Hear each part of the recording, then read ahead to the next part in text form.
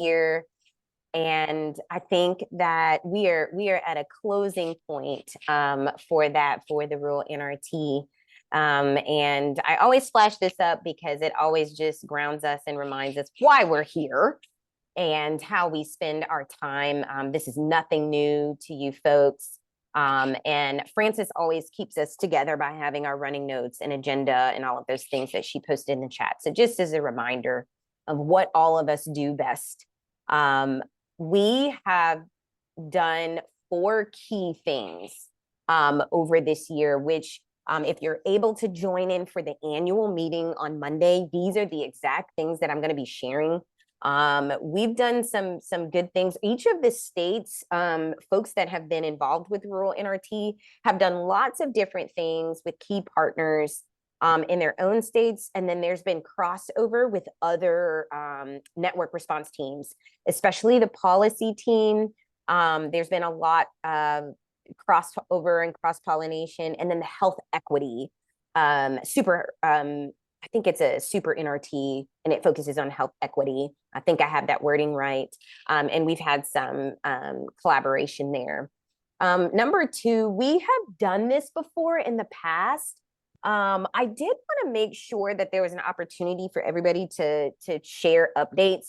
So I feel like we created it about a year ago, but it's like a 2-pager, might be a 3-pager now, where we updated the entire open on rural oral health wins, specifically things that are happening in rural communities, whether it's organizations, nonprofits, your own institutions, colleges, other academic settings. And we just created a document that basically shared this was an intervention, or this was some sort of great campaign, or this was some sort of great activity that happened in a rural setting that prioritized oral health. I believe it's still on communities, but I did want to put this pin out there to everybody. If there are things that you feel like that have happened, like at least within the last year or the beginning of this year, that you have not shared with the rural NRT, it would be great if we could grab that from you guys and add it to this document. It literally is just a living document. And we probably need to make sure that's updated before the year is out. But that's what that bullet point 2 is. There were a lot of things that were funded on that list in the past, but it's not a requirement that they be funded activities. So I did want to share that. The third, oh, I didn't mean to do that. Screen's being mean to me. So the third point of things that, just a quick reminder, you guys, of what we've done is the webinar with the National Conference of State Legislature. We spoke with them recently within the last few months about like collaborating by doing a 1-pager from the Open Rural NRT, from what we found from those roundtables. And the other part 2 to that was actually publishing those roundtables as like a conference proceeding, which is something that we've seen is a just great avenue for dissemination. There's an opportunity for folks to be highlighted, because there were, if I haven't mentioned this before, there were 74 attendees across all 3 of those sessions that we had from those roundtables last fall that prioritized oral health within the pandemic or post-pandemic era. So these were some pretty decent stars that we had from rural NRT. And I just wanted to remind you guys of all of the things that we have done and worked together. So this is a quick reminder, but all of these points will be made at the annual meeting. And speaking of the rural roundtable, I believe I feel like Frances might have sent it out a couple of times to get feedback from everyone to identify any other changes, amendments, thoughts, and we did receive a few of those. So great job doing that, folks. If there's any last minute things, please let us know. And Frances, I will circle back to you on that rural wind stop. Because it does exist. It might have floated into communities land. But regardless of that, if there are any other rural oral health wins within this last year, please send that to Francis or myself so we can make sure that it's included. But one of the things that I thought that we would at least briefly talk about from those rural roundtables and this whole write-up and synthesis of what happened at that online conference was a key of recommendations. So, or key recommendations, set of key recommendations. And this is currently, go back. This is currently what that table looks like. This is very much draft mode, but these were comments from participants, from you all, around just clear understandings of exact things that we should be pursuing and or addressing. So again, this is in very much draft mode. What you'll see on the left column are bolded synthesis statements around our action steps and our items. And then to the right, the bullet points are like specific examples that participants called out and the experts also verified. So I wanted to let you guys, if you haven't seen this, give you a chance to kind of take a pause and review through this. Also, another thing that Francis has thrown in the chat is the draft and running notes of the actual white paper. And then again, here is the table. So I don't know if anybody has any first impressions of what they see. Again, this is very, very much draft mode. There needs to be a couple more renditions before it's prime time. But we didn't want to deconstruct it too much in its raw state to make sure there weren't any other additional amendments or just thoughts or comments. Any initial thoughts about the right-hand column of just the synthesis statement? Like, this is the recommendation and these are the examples and the bullet points. On that left column side, any comments about what we missed or the way way it's worded? Any initial impressions? I have one. Sure, please, Sue. The thing that's missing, I think it's missing, you tell me if it's in there, but we need to have more people who look like the people in the communities they serve being elevated to training programs in oral health.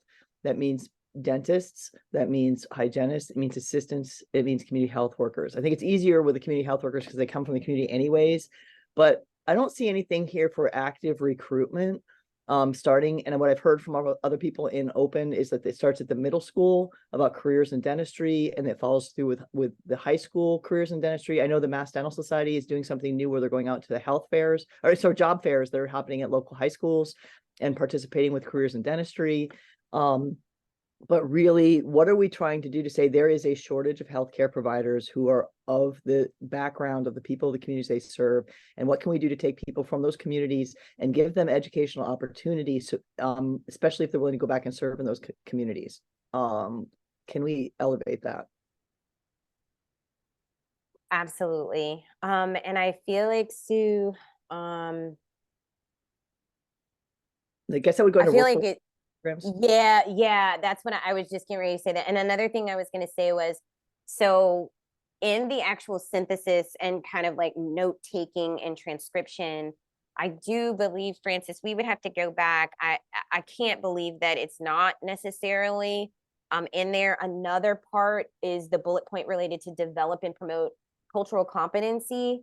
So that's at the level of just cultural competency, representativeness, and then there's this other piece that's related to curriculum for the oral health workforce. The cultural competency is up there in the second box on the right. Yeah, and that's what I'm pointing to, Sue. Okay, yeah. And so I believe that there may be some points in the true synthesis that maybe we need to pull down as it relates to your comment, Sue, because you are absolutely right. And I believe there were 2 quotes that were related to that in the actual synthesis. So we need to make sure that's elevated and prioritized in the recommendations table. Great point.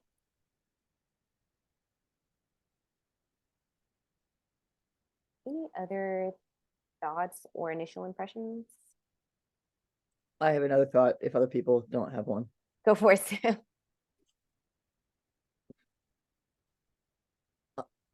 Anyone? No, no one. Go So for it.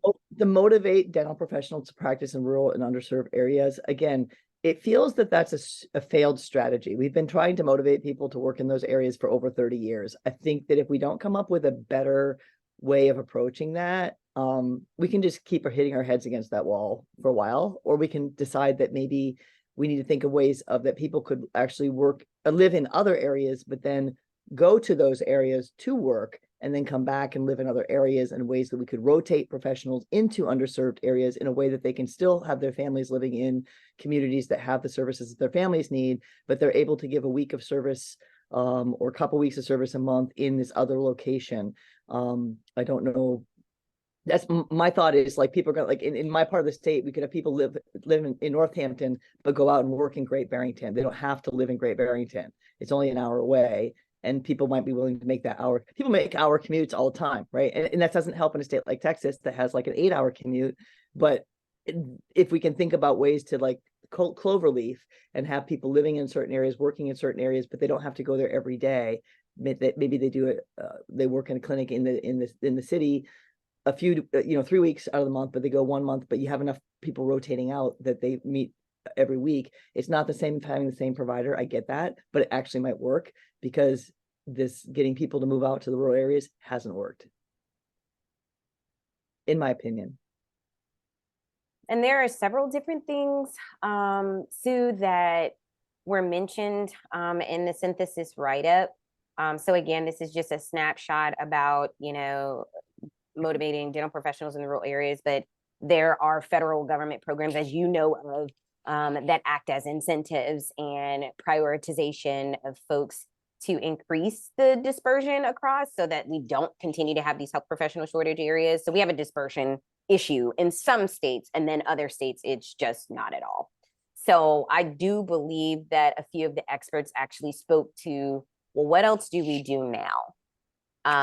In addition to what we have been doing from some of the other federally sponsored programs.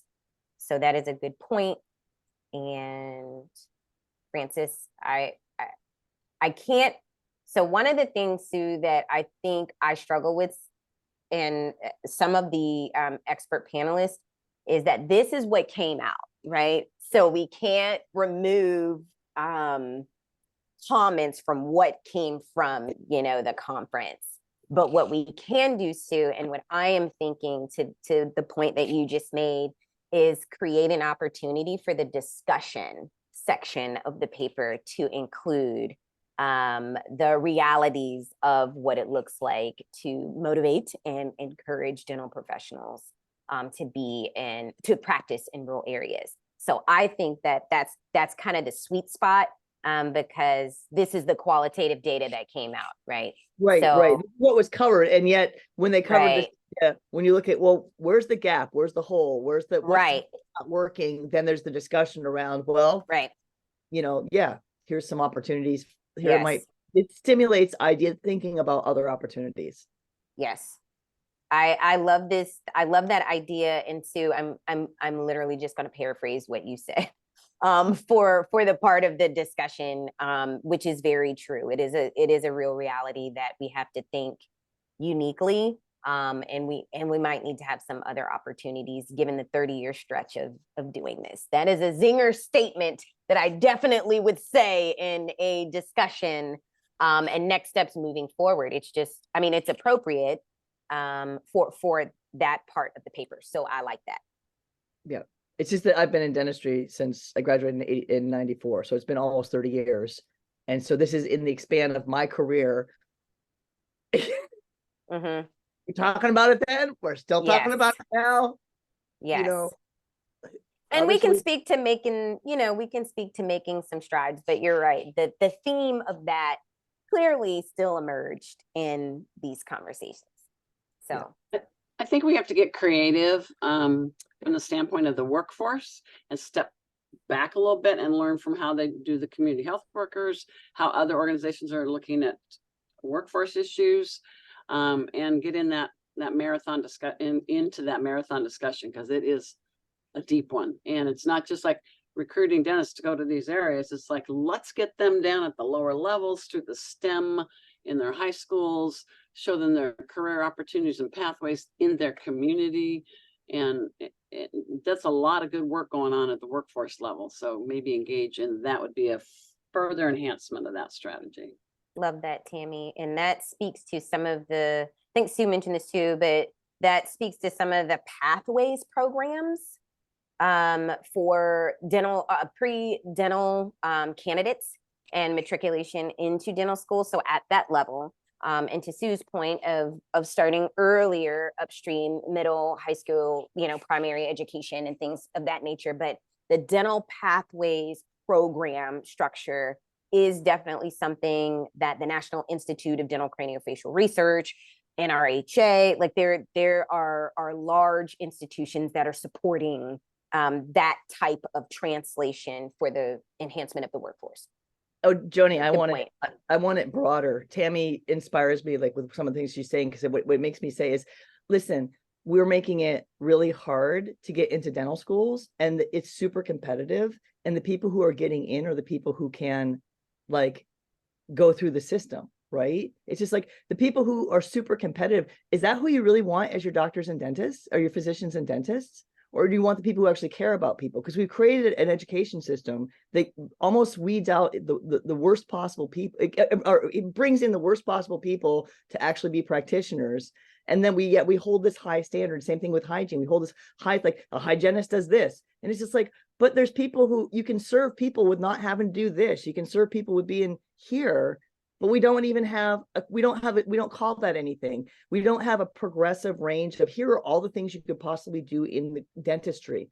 And you can have people can do this, or they can do this, or they can do this. We've got it so stratified. And then we put these restrictions on becoming in, like the hygiene schools have a limited number of people going in. Like, we don't have enough hygienists, but maybe we don't have to have full hygienists. Maybe we can have half hygienists. Like, they don't need know everything they need to know in order to help people. And we've created that in our profession. I'm done now. And thank you, Sue. Sue, don't apologize. Points well taken. I've got two hands, Piper, and then Nicole, I think, is behind her. So Piper. Yeah, I just wanted to share, NRHA is hosting a lunch and learn actually today at the University of Nevada, at the Las Vegas campus at the dental school. And it got fantastic turnout. We actually had 58 students register for it. So it was their biggest by far. So I'm really excited about it. It's this afternoon. That What is is the conference awesome. about? What? What's it about? It's to connect dental school students all 4 years to rural providers, and just kind of connect the dots between practicing in rural, and then we send out surveys asking what's a barrier for them to practice in rural and how can we assist them to be more interested in it. So yeah.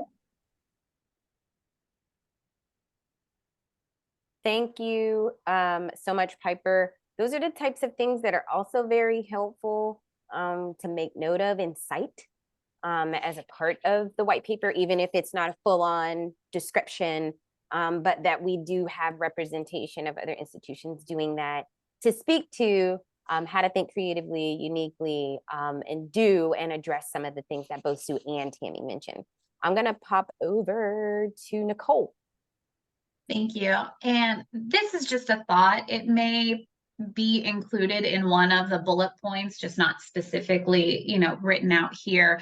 But I think one of the issues that we've been trying to tackle in the state of Pennsylvania is finding ways for our dental students when they become dental providers to maintain that public health mindset.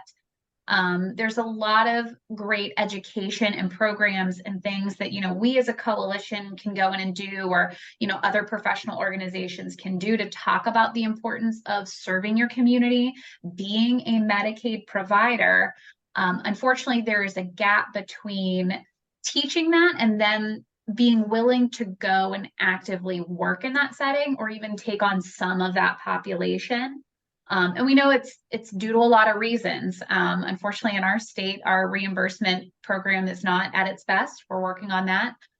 Rates aren't going to be as lucrative in the rural areas, and it's not going to pay off their loan debt quicker. So I understand it's a multifaceted issue, but really, how do we take that like culturally humble curriculum and have culturally humble practice? So again, it might be nuanced in one of those, larger pieces, but I just kind of wanted to see if that was something we wanted to pull out as well. Nicole, I definitely think that's something that we can prioritize. We had a couple of different things come out of like just examples from Pennsylvania. One of the speakers talked about medical dental integration and different things that are going on. And it's representative of many states trying to address some of these things. So I do think that your comment, Francis is taking notes, this is recorded. So I think we can circle back to that, Nicole, and make sure that in the write-up paragraph piece that's in addition to the table, that we can make sure we try to emphasize that. I think that would be an easy pull together there. Thank you for bringing that up. That's a good point as well. And I see hands. Dana. Hi, Dana. Hi, good afternoon. Well, I'm afternoon. You guys might be still morning. I'm in northwestern Pennsylvania. So I do agree with Dr. Keller too.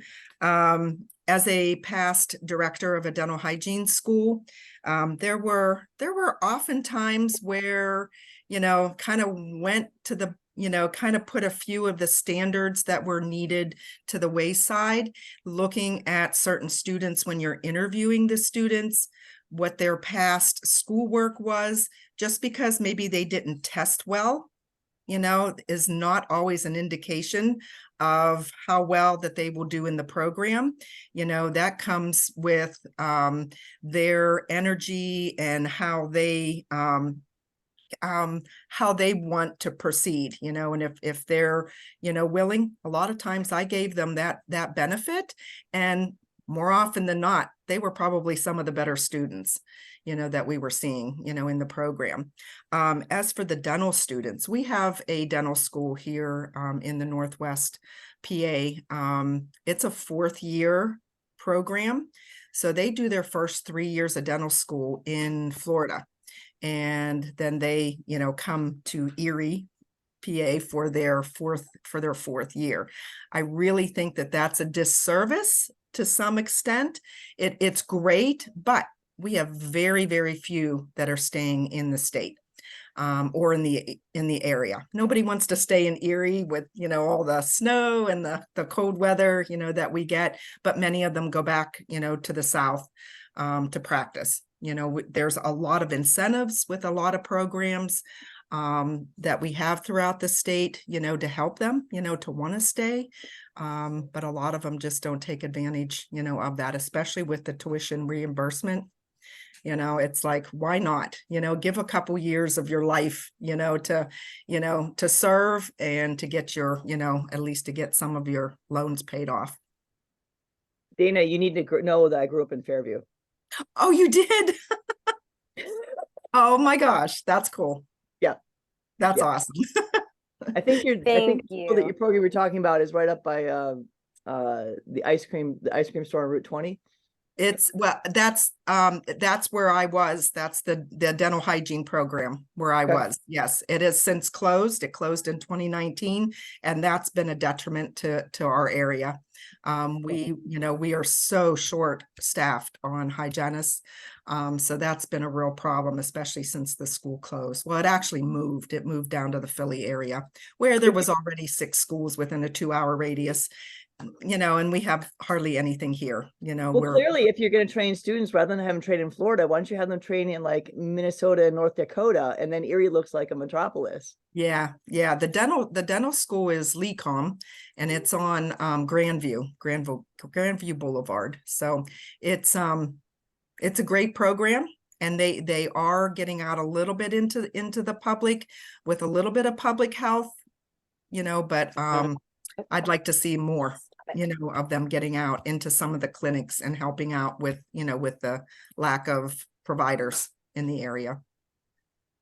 And Dana, to your point, and also Nicole's about the public health aspect pieces, the opportunities for them to have rule specific externships and or like their actual training. So most dental schools in their third and or fourth year, they send their pre-docs out to get a week or 2 weeks or however long it is. So that was one of the things that was actually brought up as it relates to advocate for policies that expand access to oral health coverage. So there's things like loan repayment. Some states have revolving loan repayment programs. There's the national program, National Health Service Corps. But then there are other training pieces that by policy can be done. So certain dental schools can require their students to have an externship before they receive their degree. And some schools have already started that. And one of the requirements is that it has to be in a rural designated area in their state. Or if the student decides they want to go out of state, they can manage that. So that is a piece that was definitely, is representative and can be pulled out a little bit more, Dana, to your point, in the specific write-ups, because that was something that was talked about. So we just need to make sure, Francis, I just need to make sure that that's done. This is really, really, really helpful, folks. You are helping us to shape up the rest of the write-up that we have in its draft form. So truly appreciate that. Well, you Go just ahead, Sue.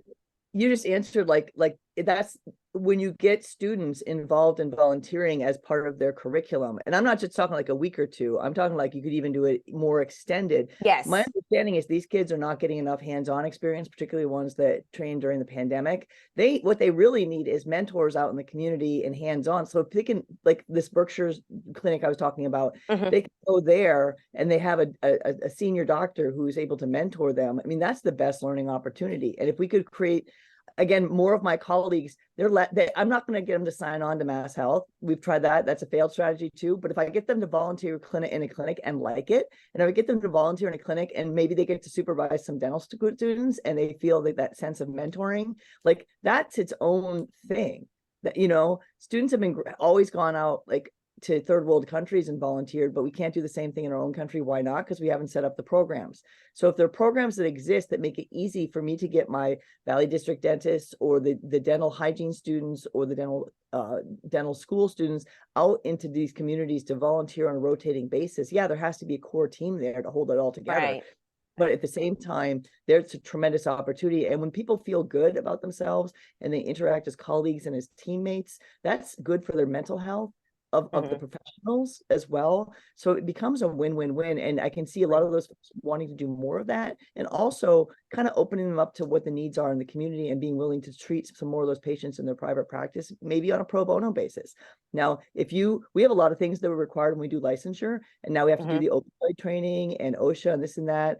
But you could make the cultural competency and humility curriculum part of licensure requirement. You have to have 2 hours before you get your license done. You can do the same thing with volunteering. You can require 10 hours of volunteering a year, or what, you can do things like that through the licensure requirement and relicensure, and you can kind of bring awareness to it through that it's that important. But you also have to put programs in place to have people go to volunteer at. Right. And Dana?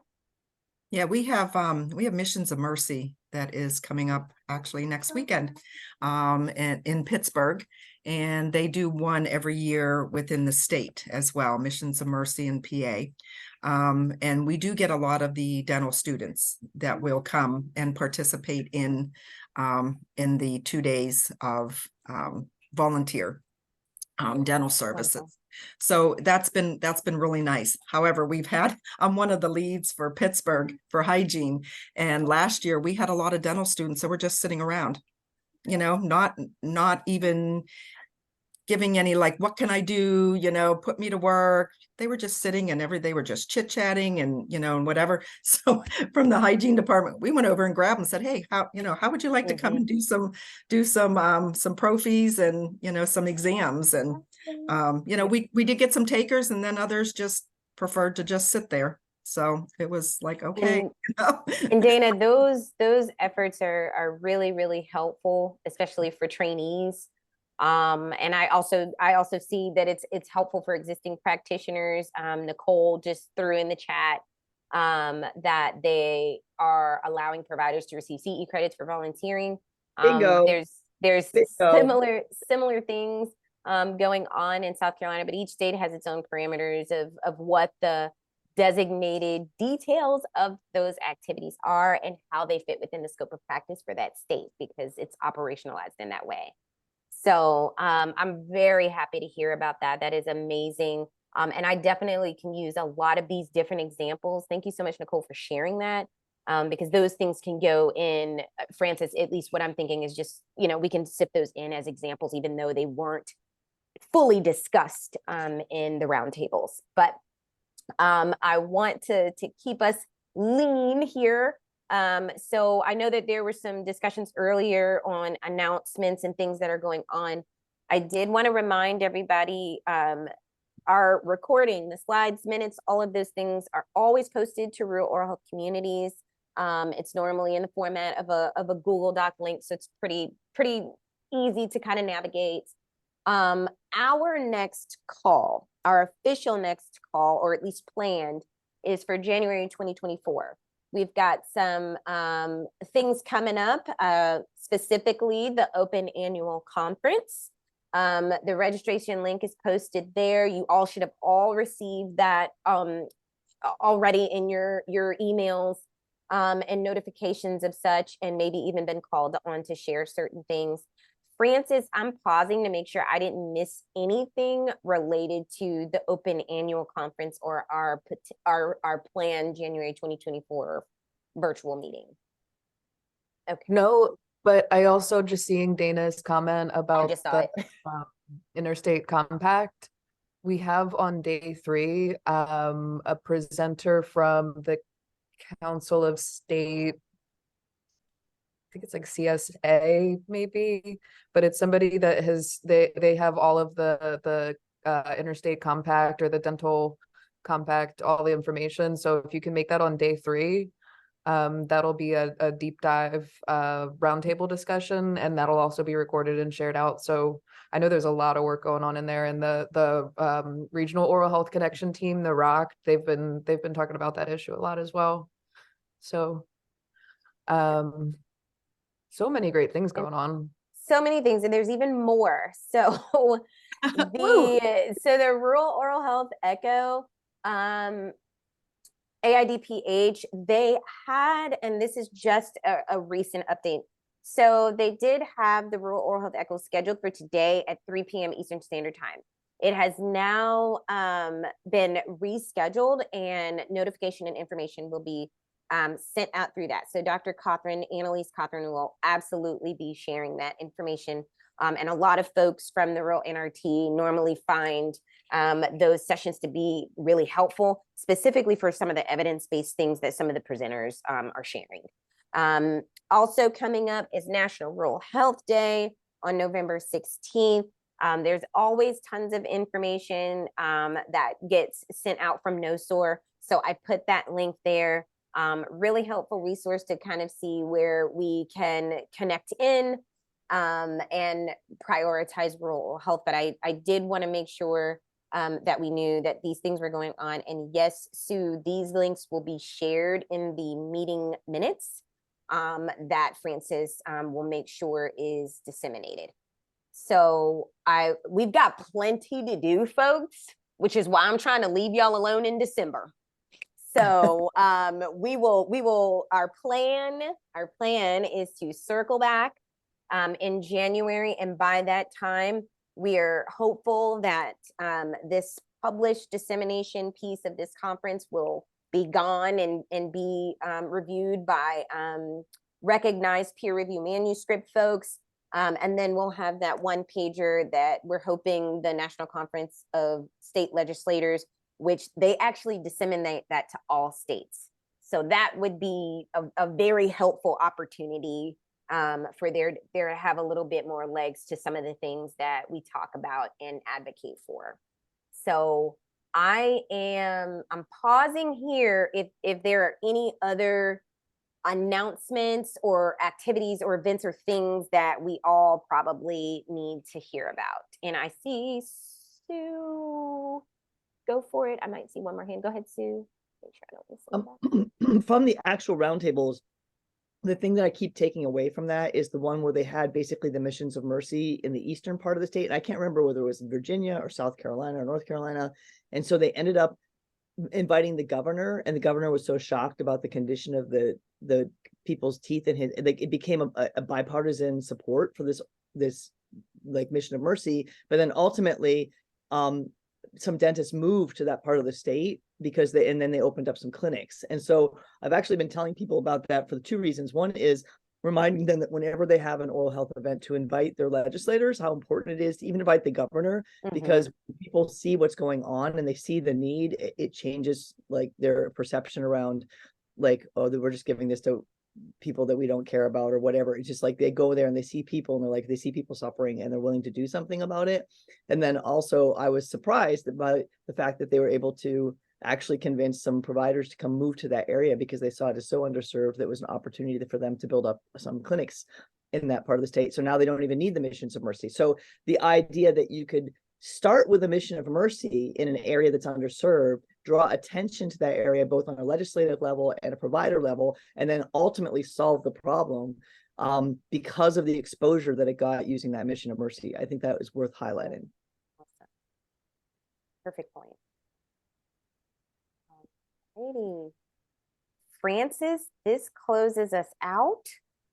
I think we are at a good place this year to wrap up all things related to these roundtables and continue to work together to advance that document of rural oral health wins. I think when we have really good facts and can disseminate those things, it really speaks to how hard folks are working, the gaps, and as well as obviously the wins. So thank you all so much. Truly appreciate it. Francis, I think we're a closeout.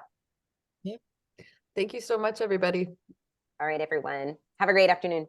Thank Bye-bye. you, everybody. Have a good afternoon. Thank you. Bye-bye.